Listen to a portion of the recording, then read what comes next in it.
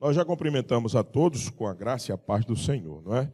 Agora nós vamos partir para a exposição da palavra do Senhor, depois de músicas maravilhosas, tocadas belamente aqui pelo Ictus, com letras que apontam também para essa mensagem de hoje. Você cantou pedindo para que o Senhor atraia o seu coração a Ele. Você cantou dizendo que você quer, o seu desejo é confiar no Senhor de todo o seu coração. E você também cantou que todas as coisas cooperam para o bem daquele que ama a Deus. E é justamente sobre isso que nós vamos, de alguma maneira, falar, sobre a obra da providência na cooperação. A obra da providência de Deus na cooperação com as suas criaturas. É sobre isso que trataremos nesta noite.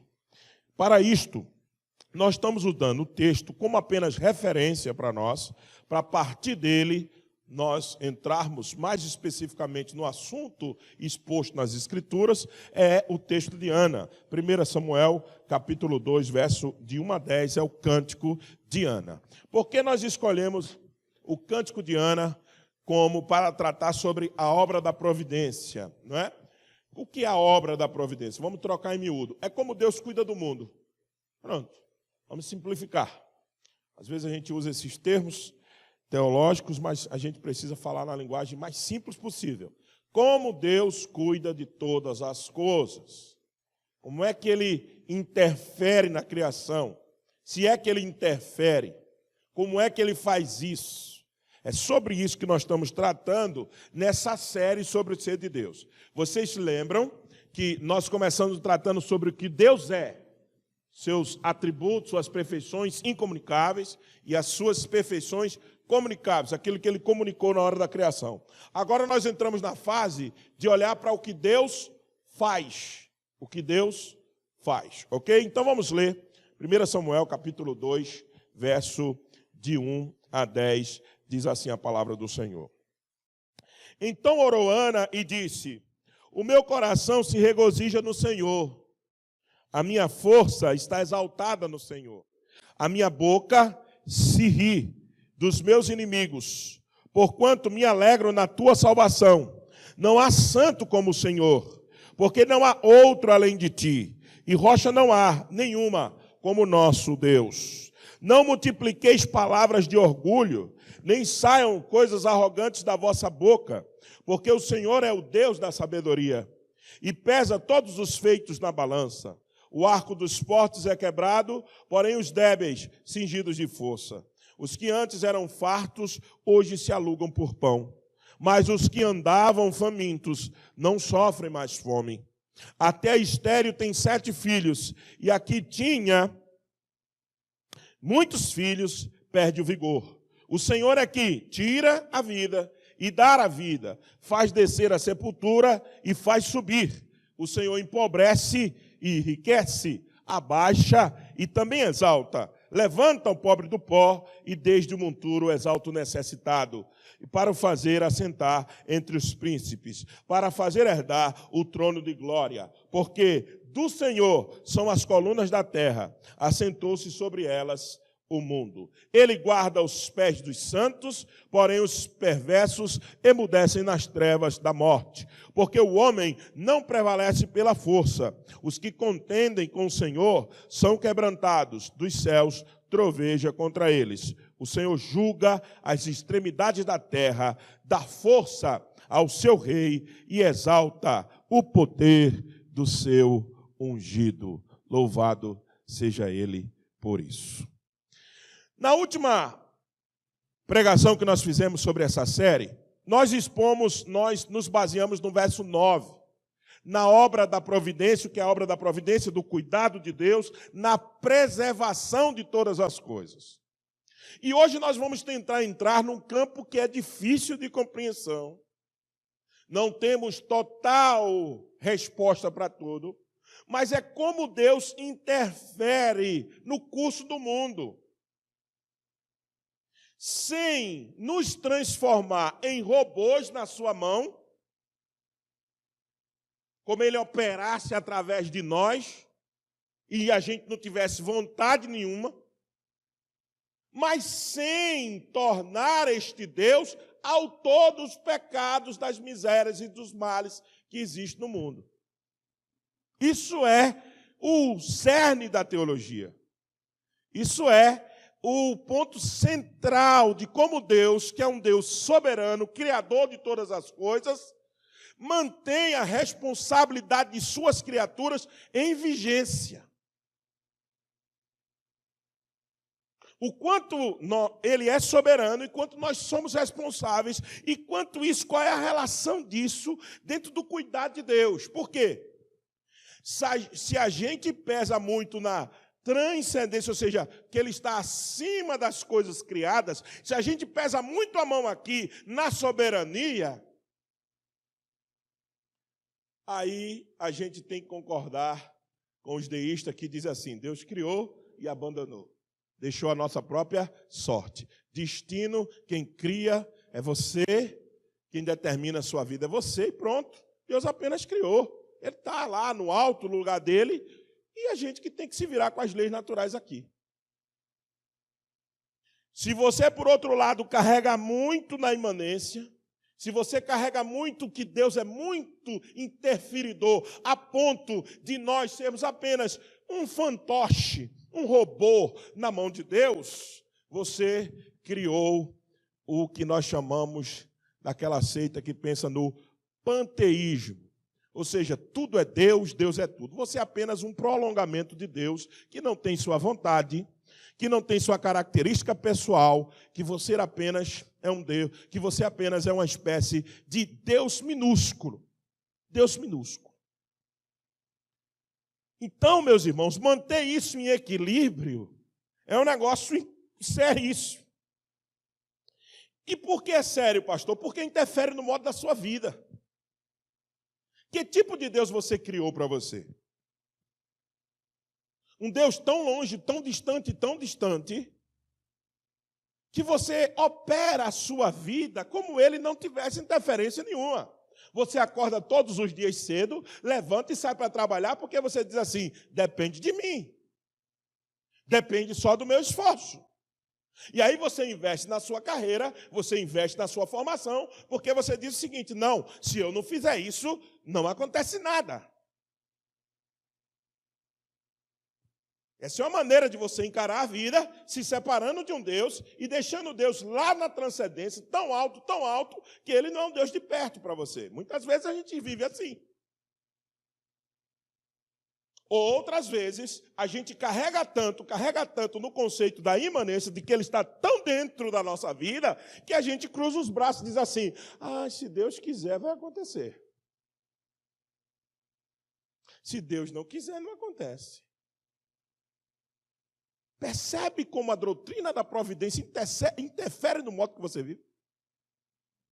Se você não tem essas coisas equilibradas na sua cabeça, você vai viver mal, você não vai viver bem, você não vai atingir aquilo que Jesus Cristo disse, pelo qual ele veio. Eu vim para que tenham vida e a tenham como? Em abundância. Vida em abundância passa pela perspectiva de como você entende a obra do cuidado de Deus na sua vida.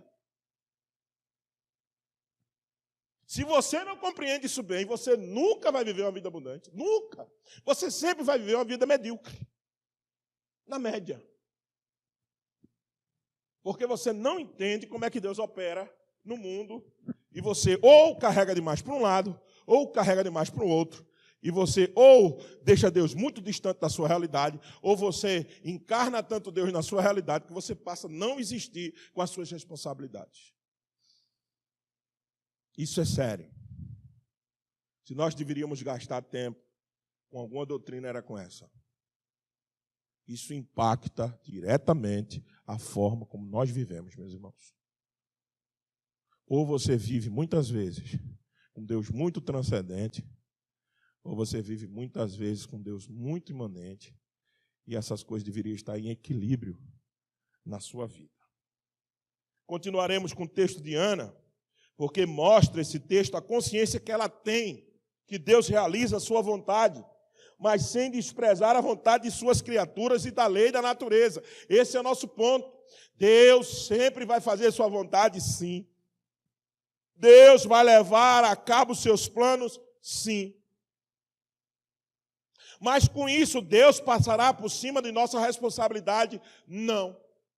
Deus nos isentará daquilo que nós deveríamos fazer? Não. De forma nenhuma. É isso que nós vamos defender hoje. Definindo melhor o que é a obra da providência no sentido da cooperação de Deus com as coisas criadas, a obra da providência na cooperação é o poder divino de operar com outros poderes subordinados. Veja, Deus nem toda hora suspende a lei da gravidade para operar um milagre, não, porque às vezes ele opera dentro das leis da natureza. Ele estabeleceu 12 horas de lua, que a gente vê, né? E 12 horas de sol, e ele opera dentro desse sistema que ele construiu. Nem toda hora haverá suspensão dessas leis. Quando há uma suspensão dessas leis, a gente chama isso de milagre. E Deus não convidou eu e você para vivermos só por milagre, querendo milagre. Não, Deus convidou eu e você para operarmos dentro das leis que Ele estabeleceu.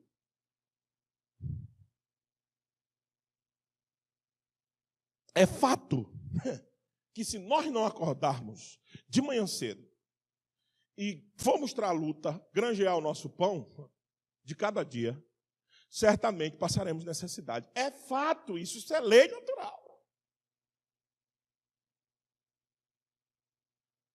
Agora, de mesmo modo, é fato que ele opera sempre com essas leis ou sobre essas leis para fazer a sua vontade. É por isso que Ana diz no verso 4 ao 8, que mesmo com as nossas responsabilidades, ela diz assim: o arco do forte é quebrado. Essa é a nossa exposição da parte do cântico hoje, de 4 a 8, mas apontando para outros textos para a gente compreender melhor. O arco dos fortes é quebrado, porém os débeis cingidos de força. Quem quebra o arco do forte? Deus. Quem cinge o débil de força? Deus. Mas tanto o fraco quanto o forte tem a sua responsabilidade dentro do processo. Veja só. Davi, na batalha contra Golias. Quem era o forte? Golias. Quem era o débil? O fraco, o frágil? Davi, um menino desse tamanho. Quem Deus exaltou? Quem era na lógica da lei humana para vencer aquela batalha? Quem era? Golias. É lógico. É a lei natural. É a lei da vida natural, entre aspas. O forte, um gigante, sucumbiu uma criança de 17 anos, 16 aproximadamente. É a lógica da vida. Ali não. Mas aí é quando Deus entra e quebra o arco do forte e dá força ao débil e estabelece o que ele quer, mesmo dentro da lei da natureza operando. Por isso que Ana disse isso. Isso é teologia pura o que Ana está dizendo. Ana está dizendo assim, ele quebra o arco do forte, ele dá força ao débil, porque ela viu isso. Ela viu Penina cheia de força. Não esqueça, a gente falou do contexto da passagem de Ana no domingo passado, né? Por isso que hoje eu já estou avançando, para a gente ficar muito repetitivo. Vocês conhecem bastante a história de Ana. Então, só vou pegar flashes das histórias hoje, para a gente não ficar sempre naquela repetição. Ana viveu isso. A forte era quem? Penina. Mulher para ter filho. Tendo filho. E ela era o quê? Estéril. Ela era o quê? A fraca. O que é que Deus fez? Reverteu. Penina começou a não ter mais tanto filho assim, e Ana teve 6. Samuel mais 5. Então Ana sabe o que é isso. Ana está vivendo isso. Ana sabe, por exemplo, que antes os que eram fartos, hoje se aluga por pão. Mas os que andavam famintos não sofrem mais fome. Até a estéril tem 7 filhos, e a que tinha muitos filhos, perdem o vigor. Há comentaristas que dizem que Ana teve 7 filhos. O texto bíblico mostra que ela teve 6. Mas esse 7 aqui eu entendo que é o número da perfeição que Ana está utilizando. Ana está dizendo assim, a estéril tem número de filhos perfeitos. E a que tinha muitos filhos vai perdendo o vigor. Penina começou a perder o vigor de ter tantos filhos assim. E olha como Ana está dizendo mais. O Senhor é que tira a vida e a dá. Dentro da operação de tudo que ele estabeleceu, ele continua fazendo a sua vontade. Ele tira e dá. Faz descer a sepultura e faz subir. O Senhor empobrece e enriquece.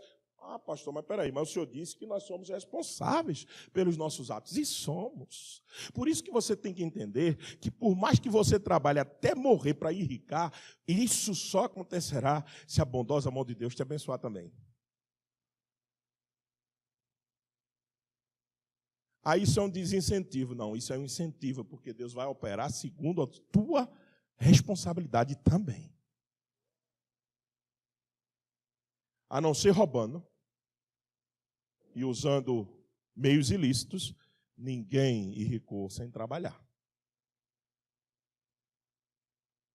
Mas também ninguém enricou se não for pela vontade de Deus. Porque teve muita gente boa que trabalhou pra caramba. Ralou bastante. Mas não teve o mesmo sucesso de outros que até trabalharam menos, mas trabalharam bem também. E Deus pôs a mão e levou eles para lugares altos. Isso é um desincentivo, pastor? Não, é um incentivo a você assumir a sua responsabilidade. Quem Deus vai pôr a mão, aí é com ele soberanamente. Mas Ana sabia disso. O Senhor empobrece e enriquece, abaixa e exalta, levanta o pobre do pó e desde lá o monturo exalta o necessitado para fazer assentar entre os príncipes, para fazer herdar o trono de glória. Por quê? Porque do Senhor as colunas da terra, o mundo é dele. O mundo é dele, ponto final. Ele faz isso porque é dele. E eu e você, o que vamos fazer contra a vontade soberana de Deus? Vai ficar de biquinho, raivoso? Não vai adiantar. O mundo é dele. Por isso que ele faz e assenta-se sobre o mundo. É isso que Ana está dizendo. Será que a teologia de Ana está certa? Por isso que nós escolhemos esse cântico, porque ele é cheio de temas que fazem parte de uma doutrina chamada doutrina da providência, do cuidado de Deus com as coisas. É como ele cuida de todas as coisas, como ele cuida das coisas criadas, como ele interfere. E eu já disse a vocês que o grande X é como é que ele interfere na criação sem nos tornarmos um robô e sem ele ser pecado. Hoje daremos ênfase na obra dessa providência no aspecto da cooperação de Deus com as suas criaturas, para levá-los ao fim que ele deseja. Ana diz isso claramente, que Deus intervém na história do mundo e que leva tudo de acordo com a sua vontade, pelo direito que ele tem de criador. Pastor, mas aí tem um problema. E a nossa responsabilidade? Continua existindo do mesmo jeito, porque nós estamos no mundo dele, e foi assim que ele estabeleceu. Entretanto, é preciso compreender que esse ensino está em todas as Escrituras. Vou tomar dois casos muito claros para vocês entenderem que Ana tem razão. Primeiro deles, o caso de José, caso clássico, de como a providência interfere sem desprezar a responsabilidade do quê? Humana. Gênesis capítulo 45, a partir do verso 4 diz assim, Gênesis 45, a partir do verso 4, está lá na tela. Preste atenção. Disse José a seus irmãos, agora chegai-vos a mim. Você se lembra do contexto, né? Todo mundo conhece a história de José aqui. Os irmãos venderam José, não foi? Venderam bem cedo, José pastou, sofreu bastante, mas foi tirado, levantado do pó e desde o monturo exalta o necessitado. É o que Ana está dizendo. Com José acontece da mesma forma. Vamos lá. Disse José a seus irmãos, agora chegai-vos a mim. Chegaram-se. Então disse, eu sou José, vosso irmão, que me vendeste para o Egito. Vocês me venderam, vocês fizeram mal sim.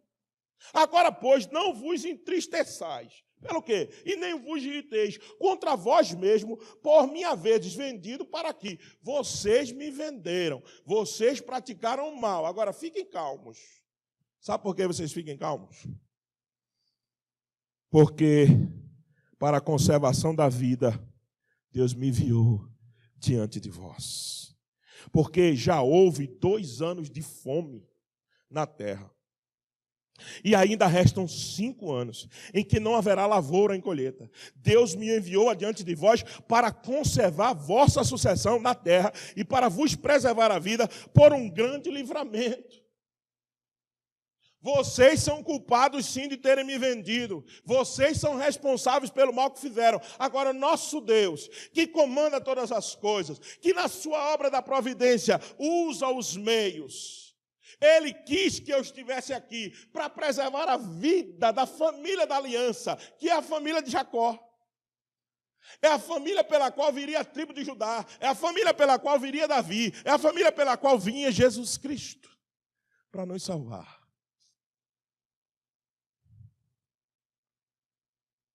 O Senhor nosso Deus coopera com todas as coisas, sem ser autor do pecado, para levar ao fim que Ele quer. Isso é extraordinário. Isso é um negócio que a nossa mente não entende. Ei, você já parou para pensar por que uma caravana, pastor Calmaci, passou naquela hora, naquela vala onde tinha jogado José? Parou para pensar nisso? Não? José não podia ter morrido ali, não? Claro que sim. Era o deserto, viu? Não era uma cidade povoada, não. Diz o texto que ele foi levado para os campos. Pastor, o que aconteceu? Não sei. Não sei. Não sei porque passou uma caravana que ia para o Egito, pegar um menino e torna ele escravo para vender no Egito. Não sei. Não me pergunte.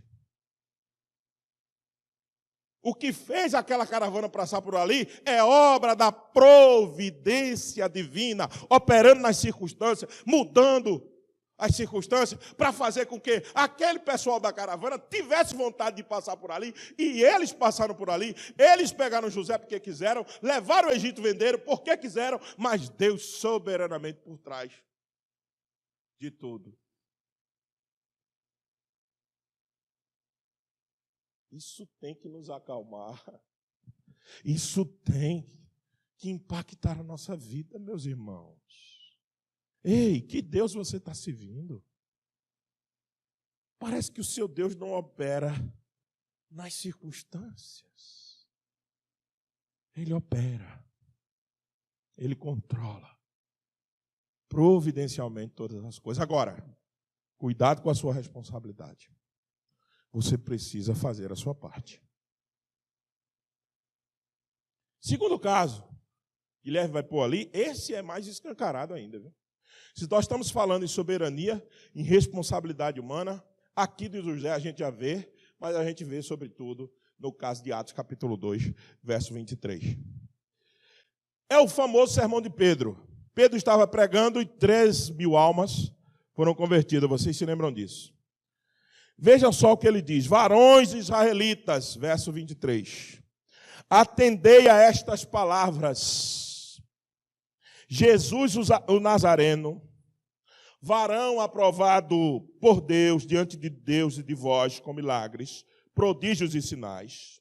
Eu estou lendo 22, é por isso que o Gui não... Eu disse um número, ele colocou outro, mas foi falha minha aqui. 22, Pedro não está pregando, dizendo assim, varões israelitas, atendei estas palavras, Jesus o Nazareno, varão aprovado por diante de vós, com milagres, prodígios e sinais, os quais o próprio Deus realizou por intermédio de vós, como vós mesmos sabeis. Agora veja o verso 23. Sendo este entregue por quem? Por Pôncio Pilatos. É isso que está lá no texto. Por Judas Iscariotes, que vendeu Jesus por 30 ciclos de prata. Está assim no texto lá.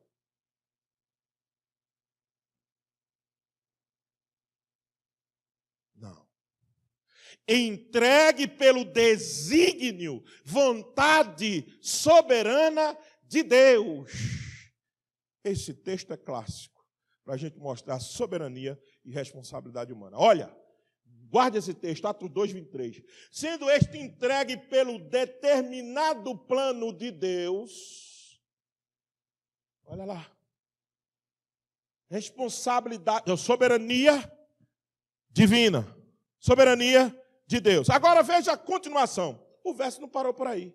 Tá, pastor, então a gente não viu que Pilatos entregou, a gente não viu que Judas vendeu por titraciclo. Por que o texto está dizendo isso?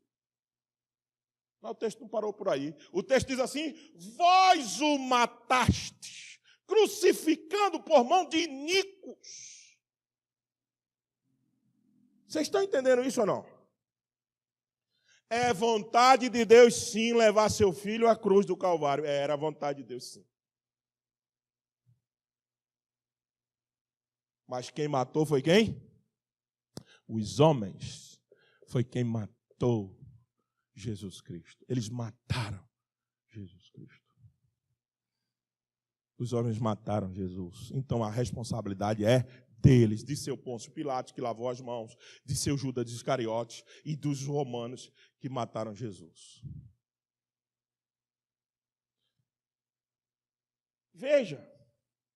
Ao qual, porém, Deus ressuscitou, rompendo os grilhões da morte, porquanto não era possível que fosse ele retido por causa da morte. Então, o que Ana está dizendo recoa pelas Escrituras todas. Ecoa no Velho Testamento, ecoa no Novo Testamento. Que Deus opera o cuidado com as coisas criadas, mas sem nos isentar de nossa responsabilidade. Ele vai levar tudo a bom termo? Vai. Mas você continua sendo responsável pelos seus atos. Seus atos. Isso não muda. Entretanto, meus irmãos, é preciso defender alguns princípios aqui, quando a gente está diante de um problema desse, da providência, do cuidado. Primeiro princípio que você precisa defender Deus com as suas criaturas é o princípio de que Deus não é, nunca será e nunca foi, nunca será autor de pecado nenhum. Preste atenção nisso. Os atos pecaminosos estão sob o governo divino? Sim. Deus controla os atos pecaminosos? Sim. Temos que dizer isso. Está aí. José, Deus controlando o ato pecaminoso dos irmãos.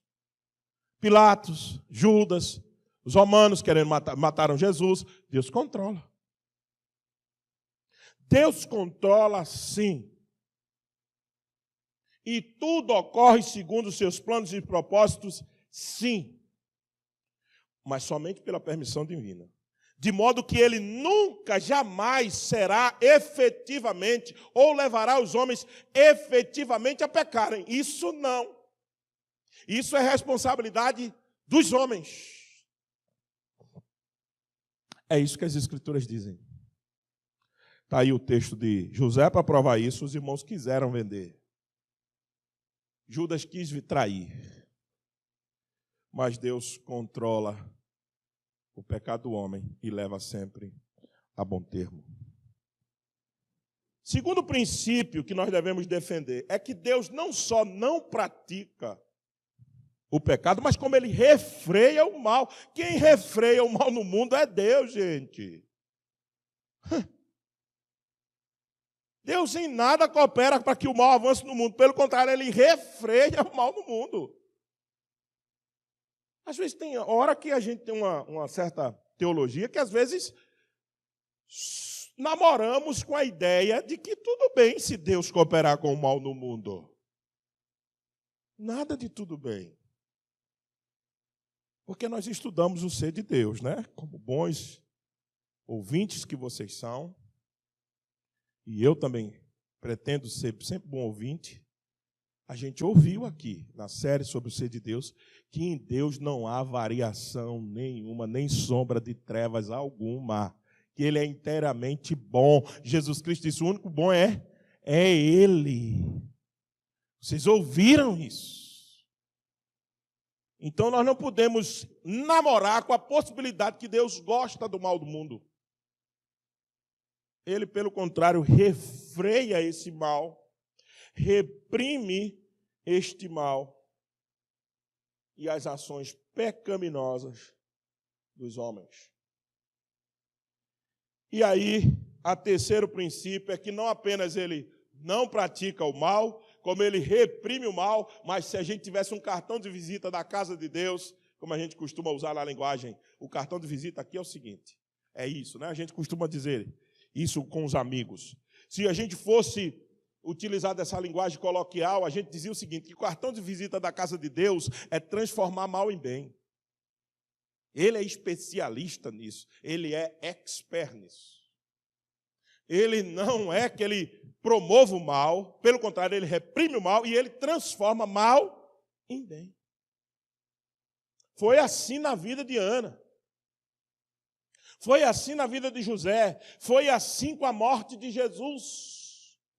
Lembre-se, porque Deus não só quer o bem do seu povo, não só livrou Ana do mal, mas transformou aquele mal na vida de Ana em uma grande bênção, não só para Ana, mas para a nação de Israel.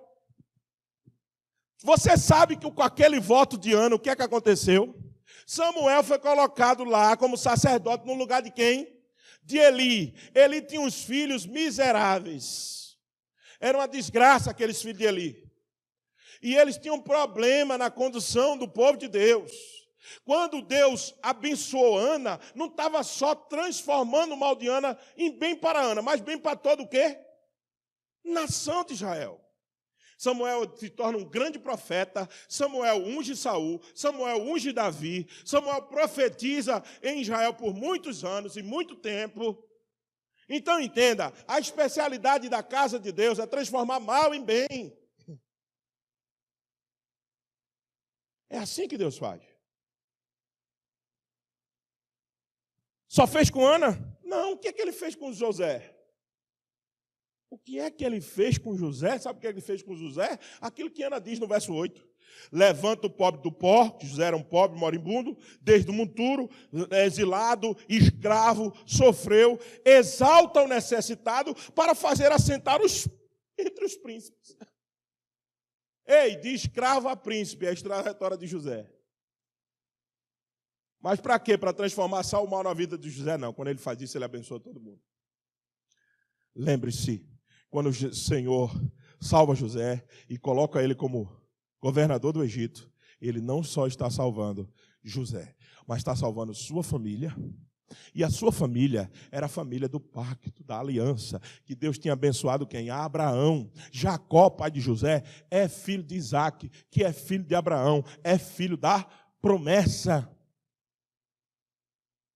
Se Deus não tivesse feito isso na vida de José, o seu povo poderia ter se acabado ali no deserto. A sua promessa não vingaria. Você percebe a condição de Deus para todas as coisas? Ele não só está apenas abençoando José, ele está abençoando todos. Está abençoando a gente com a chegada de Jesus Cristo, que veio da tribo de Judá, filho de José. De José não, desculpa, de Jacó, que é pai de José. Quando Deus permitiu que o seu filho fosse morto na cruz, e depois que ele o ressuscita, ele não só libertou Jesus Cristo dos grilhões da morte, como diz o verso 24, porque a morte não pôde detê-lo, e louvado seja Deus por isso. Mas ele não só faz isso com Jesus, tirando da morte. Ele nos tira da morte. Ele nos salva dos nossos próprios pecados. Ele nos tira da sepultura. E agora nós temos certeza da ressurreição. Deus é especialista em transformar mal em bem. E não o contrário. Meus amados irmãos, essas são verdades que nós precisamos aprender. Conviver com esses dois lados, a responsabilidade humana e a soberania divina. Essas coisas têm que estar em equilíbrio nas nossas ações. Tem muita gente se frustrando porque disse, eu orei para o Senhor, eu senti no meu coração, Deus me deu sinal verde, eu não entendo por que não acontece. Primeiro você tem que fazer duas perguntas. Isso que eu estou tanto pleiteando é da vontade de Deus? Mesmo, Ele revelou, tem princípios revelados na palavra que me permite querer fazer isso. Porque onde você vai saber se é vontade de Deus? Não vá pelo seu coração, eu já expliquei isso aqui, vontade de Deus está revelada. Se o que você quer não fere nenhum princípio bíblico, vá adiante. Não tem nada que Deus vai te pedir. Agora, às vezes, o que você quer não é o princípio bíblico, está em desacordo com as Escrituras, não vai ser bom para você, nem bom para ninguém. Então, Deus não vai permitir que aconteça. Primeiro, certifique-se de que isso é vontade de Deus. Primeiro, se certifique disso. E segunda coisa, pergunte a você mesmo, eu já fiz tudo mesmo o que eu precisava fazer para que essa situação minha mude? Porque a responsabilidade é sua, viu? Às vezes você quer mudar de vida praticando as mesmas ações. Mesmas ações vai produzir os mesmos resultados. Mesmo resultado.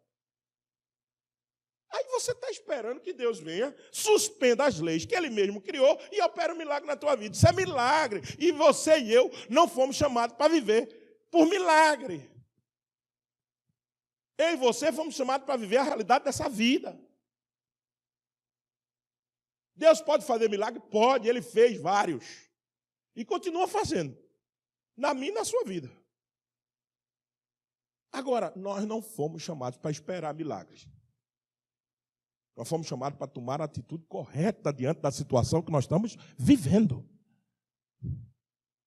Porque a providência divina está atuando.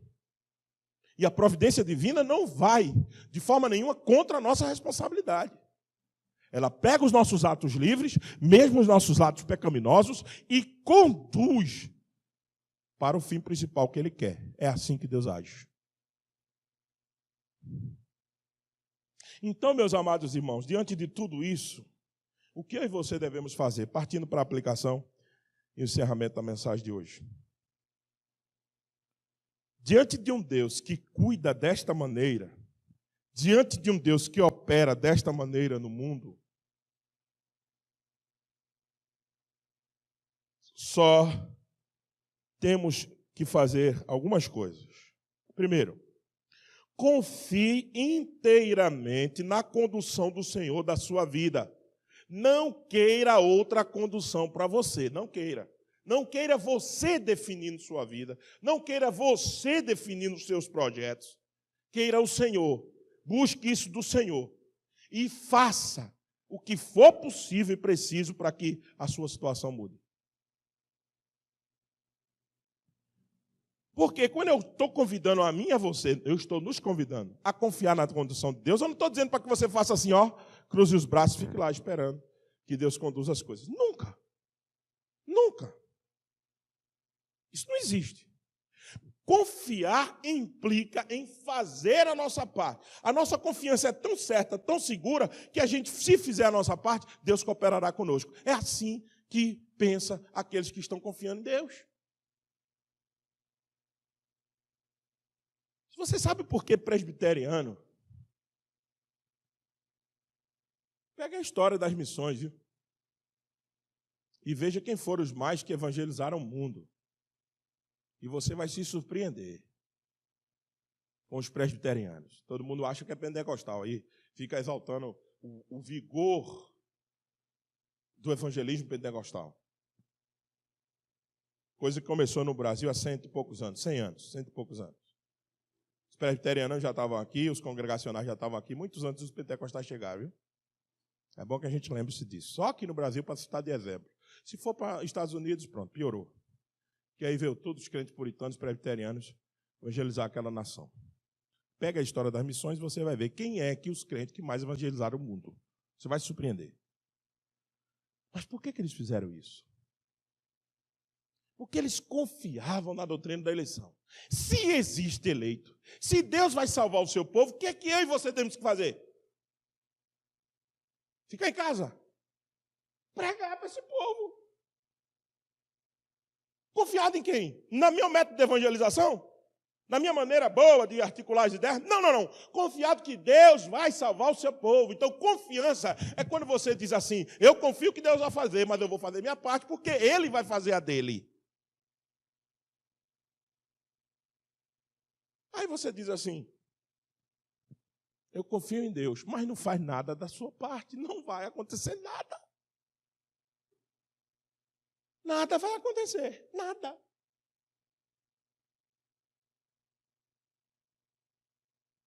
Mas, pastor, isso é muito legalista. O senhor sempre está falando, faça, faça, faça. E o que Cristo fez na cruz do Calvário, pastor?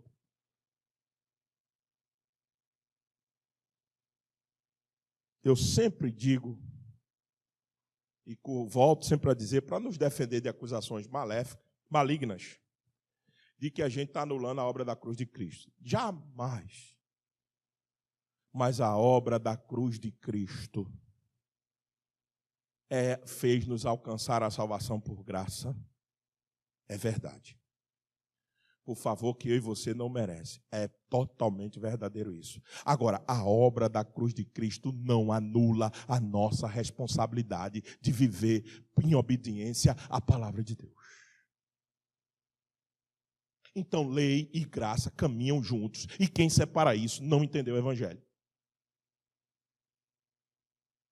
É pela graça que nós somos salvos, mas para viver o quê? A lei de Deus.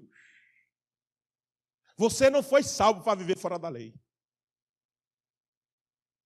A graça te alcançou para você viver a moral de Deus estabelecida na lei. Essa conversa mole, que graça anulou a tua responsabilidade, é conversa mole. A graça nos impõe uma responsabilidade ainda maior. A graça diz assim para nós, aproveite. Vocês foram salvos, agora vivam o melhor de Deus para a vida de vocês. A graça diz assim para nós, vão com tudo, se lancem, façam, porque vocês são os filhos dele. A graça não nos convida à preguiça, a uma vida de relaxada de qualquer maneira. Não. A graça nos convida ao trabalho. Porque Ele fez tudo por nós. É verdade. Ele fez toda a obra para nos salvar. É inteiramente verdadeiro. Pastor, nada do que eu faço me salvará. Não, meu irmão. Não mesmo. Não é pelo que você faz. É pelo que Ele fez. Agora, na realidade prática da nossa vida, tudo que Ele fez implica agora a gente viver como filhos adotados em Cristo Jesus. Por isso que Ele disse em João, capítulo 15, Ele disse, eu sou a videira e vocês são os ramos. Vocês precisam permanecer em mim. Agora, como é que vocês permanecem em mim? Guardando os meus mandamentos. Está lá em João, capítulo 15, do verso 7 ao 10. Como é que eu digo que permaneço em Jesus se as minhas obras mudaram? Como é que ela mudou, pastor? Obedecendo à lei de Deus. Aí você quer separar a graça da lei? Faz isso não. A graça não é uma autorização para você viver da maneira que você quer. A graça é uma autorização para você viver conforme Deus quer. E Deus quer que a gente haja como dependesse, entre aspas não, sem aspas, que dependesse totalmente dele, mas que nós fôssemos responsáveis por nossas ações. É assim que Ele quer que nós vivamos. Portanto, confie na direção somente de Deus e desconfie inteiramente do seu coração enganoso. Queira sempre a ajuda do Senhor. Não julgue pelo seu coração. Seu coração e o meu não é termômetro para isso. Nós temos um coração enganosíssimo. Nós temos que nos guiar pelo compromisso e aliança que temos com o Senhor. Não é pelo nosso coração. É pelos votos que fizemos. Eu na minha condição de pastor, há 12 anos aqui, mas no total quase 22 anos cuidando de rebanho.